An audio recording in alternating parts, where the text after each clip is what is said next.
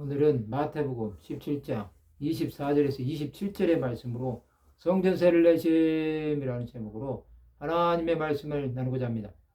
본 말씀은 가버나움에 이르니 반세계를 받는 자들이 베드로에게 나와 이르되 너의 선생은 반세계를 내지 아니하느냐.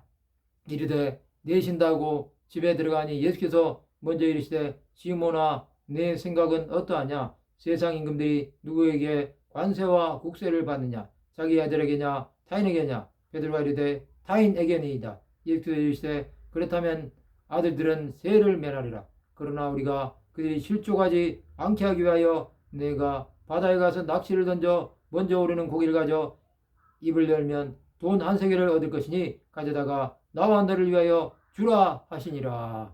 예수께서 가버나움에 이르십니다. 그곳에서 성전세를 받는 자들이 있었습니다. 성전세는 그 당시에 반세겔을 받았습니다. 반세겔은 성막, 성전의 유지 보수와 제사에 필요한 재료, 포도주, 죄물, 기름, 의복 등 구입에 쓰였다고 정리되어 있습니다. 출애굽기 30장 15절에 부자에게는 더 내지 말고 가난한 자에게는 덜 내지 말라는 구절은 반세겔이 생명의 속전으로서 모두의 생명값이 동일함을 강조하는 의미로 해석됩니다. 반세겔은 약 30만원 노동자의 이틀치 품삯입니다. 이것을 예수께 내라고 한 것입니다. 예수께서는 비유로 아들은 관세와 국세를 면하리라고 말씀하신 것입니다. 예수께서는 하나님의 아들로 성전세를 내지 않아도 되었던 것입니다. 그러나 하나님의 아들로 세상에 오신 예수는 사람의 의무를 다해야 했던 것입니다. 그러나 예수께서는 이 성전세를 낼 돈이 없었습니다. 그래서 예수께서는 성전세를 바다에 가서 낚시를 던져 먼저 오르는 고기를 잡아 한 세겔을 얻으면 예수와 베드로를 위해 내라고 말씀하신 것입니다. 이것은 예수께서 보이신 신성입니다. 그는 낚시를 하여 한 세겔을 얻는다는 것을 보신 것입니다. 그래서 베드로에게 이 일을 명하신 것입니다. 그가 이렇게 하심으로 만왕의 왕이심을 보여주신 것입니다. 예수께서는 성전세를 이렇게 내신 것입니다.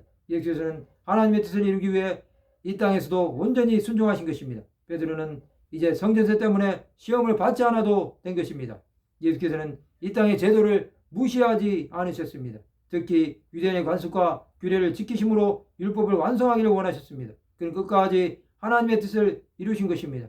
주 예수는 낮은 자로 섬기심의 극치를 보여주신 것입니다. 그럼 우리는 어떻게 살아야 할까요? 우리는 이 땅에서의 제도에 순종해야 합니다. 그것이 악법이라고 해도 하나님의 뜻을 이루는 도구가 되어야 합니다.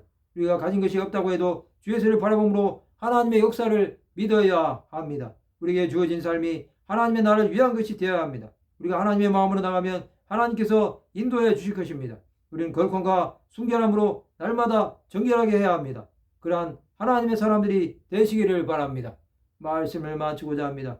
주의 몸된 교회에 대한 의무를 감당하기를 원하는 하나님의 백성들이 되시기를 주님의 이름으로 축원합니다.